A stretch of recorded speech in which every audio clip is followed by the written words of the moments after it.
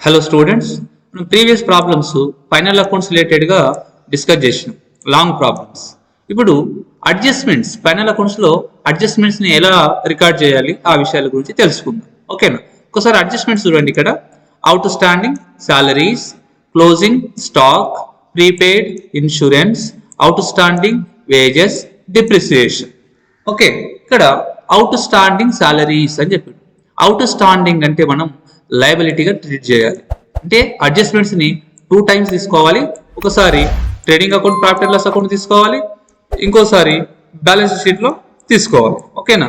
Trading and profit and loss account లో ఎప్పుడు తీసుకోవాలి, బ్యాలెన్స్ షీట్ లో ఎప్పుడు తీసుకోవాలి. బ్యాలెన్స్ షీట్ లో తీసుకోవాలంటే అది అసెట్ లయబిలిటీగా మనం ట్రీట్ చేయాలి. ఓకేనా? సో ఇక్కడ చూడండి, అవుట్ స్టాండింగ్.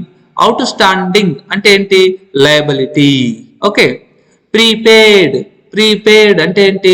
అసెట్. అంటే అవుట్ స్టాండింగ్ అని కనిపించింది అనుకోండి, మనము లయబిలిటీలో రికార్డ్ చేసుకోవాలి. ప్రీపెయిడ్ అని కనిపిస్తే అసెట్ లో రికార్డ్ చేసుకోవాలి. So look at here, out standing salaries. Salaries అనేది ఇండైరెక్ట్ ఎక్స్పెండిచర్ కాబట్టి సాలరీస్ మనం ప్రాఫిట్ అండ్ లాస్ అకౌంట్ లో రికార్డ్ చేస్తాం. ఆ సాలరీస్ కు అవుట్ స్టాండింగ్, అవుట్ స్టాండింగ్ అని వస్తే యాడ్ చేయాలి. అవుట్ స్టాండింగ్ అని వస్తే లయబిలిటీగా ట్రీట్ చేయాలి బ్యాలెన్స్ షీట్ లో. అట్లనే trading and profit and loss account లో ఒకడన్నా ఆ పర్టికులర్ ఎక్స్పెన్సెస్ ఉంటే వాటికి యాడ్ చేయాలి, ప్రీపెయిడ్ ఉంటే మైనస్ చేయాలి. రైట్? సో ఇక్కడ outstanding salary. So profit and loss account లో సాలరీకి అవుట్ స్టాండింగ్ సాలరీస్ యాడ్ చేసి టోటల్ ని మనం అమౌంట్ లో చూపిస్తాం. ఓకే. అట్లనే ఈ అవుట్ స్టాండింగ్ సాలరీని ఇంకోసారి ఏం చేయాలి? బ్యాలెన్స్ షీట్ లో, బ్యాలెన్స్ షీట్ లో లయబిలిటీ సైడ్, బ్యాలెన్స్ షీట్ లో లయబిలిటీ సైడ్ రికార్డ్ చేయాలి. ఎంత? 500 rupees. Okay. Next next adjustment, closing stock. Closing stock. Closing stock అనేది అసెట్. ఓకే. ఒకసారి ట్రేడింగ్ అకౌంట్ లో క్రెడిట్ సైడ్, సేల్స్ తర్వాత ట్రేడింగ్ అకౌంట్ లో క్రెడిట్ సైడ్ క్లోజింగ్ స్టాక్ తీసుకోవాలి 5000 rupees. అట్లనే ఇంకొకసారి బ్యాలెన్స్ షీట్ లో, బ్యాలెన్స్ షీట్ లో అసెట్స్ సైడ్ క్లోజింగ్ స్టాక్ ని రికార్డ్ చేయాలి. Okay. Next prepaid insurance. Prepaid. Prepaid అంటే అసెట్. ఓకేనా? ప్రీపెయిడ్ అంటే అసెట్. ఒకసారి మైనస్ చేయాలి, ఒకసారి అసెట్ గా రికార్డ్ చేయాలి. ఏమిటి నుండి మైనస్ చేయాలి? ఇన్సూరెన్స్ నుండి. Insurance indirect expenditure profit and loss account లో డెబిట్ సైడ్ రికార్డ్ చేస్తాం. ఆ ఇన్సూరెన్స్ నుండి ప్రీపెయిడ్ ఇన్సూరెన్స్ 400 రూపీస్ డిడక్ట్ చేసి ఇక్కడ మనం insurance amount profit and loss account debit side record చేయాలి. అట్లనే ఇంకొకసారి ప్రీపెయిడ్ ఇన్సూరెన్స్. ప్రీపెయిడ్ అంటే అసెట్ కాబట్టి బ్యాలెన్స్ షీట్ లో అసెట్స్ సైడ్ రికార్డ్ చేయాలి. Okay. Next outstanding wages. Outstanding wages. Outstanding అంటే ఏంటి? లయబిలిటీ.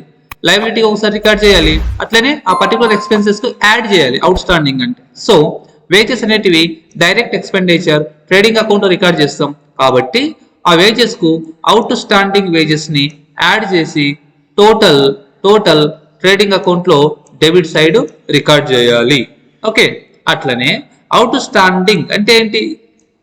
లయబిలిటీ. అవుట్ స్టాండింగ్ అంటే ఏంటి? లయబిలిటీ కాబట్టి అవుట్ స్టాండింగ్ వేజెస్ ని బ్యాలెన్స్ షీట్ లో లయబిలిటీ సైడ్ రికార్డ్ చేయాలి. Okay. Next adjustment, depreciation. Depreciation on machinery 10%. Depreciation ని ఎప్పుడైనా ప్రాఫిట్ అండ్ లాస్ అకౌంట్ లో డెబిట్ సైడ్ రికార్డ్ చేయాలి. ఎంత? 10% అన్నాడు అంటే ఆ పర్టికులర్ అసెట్ పైన మనం 10% క్యాలిక్యులేట్ చేయాలి. ఒకవేళ అసెట్ వాల్యూ 5000 రూపీస్ ఉంది అనుకుందాం. 5000 రూపీస్ అసెట్ వాల్యూ ఎక్కడ ఉంటుంది? ఇది ట్రయల్ బ్యాలెన్స్ లో ఉంటుంది. టోటల్ ప్రాబ్లమ్ లో డిస్కస్ చేసినాం. ఓకేనా? దీనికి 10%, 5000 కి 10% అంటే ఏంటి? 500 రూపీస్. 500 రూపీస్. సో ఎట్లా వస్తుంది 5000 10%? కొంతమంది స్టూడెంట్స్ కు తెలియదు కాబట్టి వాళ్ళ కోసం. ఓకేనా? So 5000 into 10 divided by 100. 100. ఓకేనా? 100 అంటే 2 zeros ఉన్నాయి కదా ఇక్కడ, కాబట్టి ఈ జీరో క్యాన్సిల్ అవుతుంది.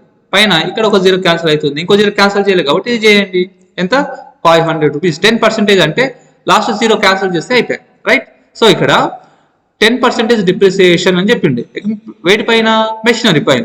సో మెషినరీ పైన 10% డిప్రిసియేషన్ కాబట్టి ప్రాఫిట్ అండ్ లాస్ అకౌంట్ లో డెబిట్ సైడ్ రికార్డ్ చేయాలి డిప్రిసియేషన్ ని, అట్లనే బ్యాలెన్స్ షీట్లో ఆ పర్టికులర్ అసెట్ నుండి డిడక్ట్ చేసి అసెట్స్ లో చూపించాలి. ఓకేనా, ఇది అడ్జస్ట్మెంట్ ట్రీట్మెంట్.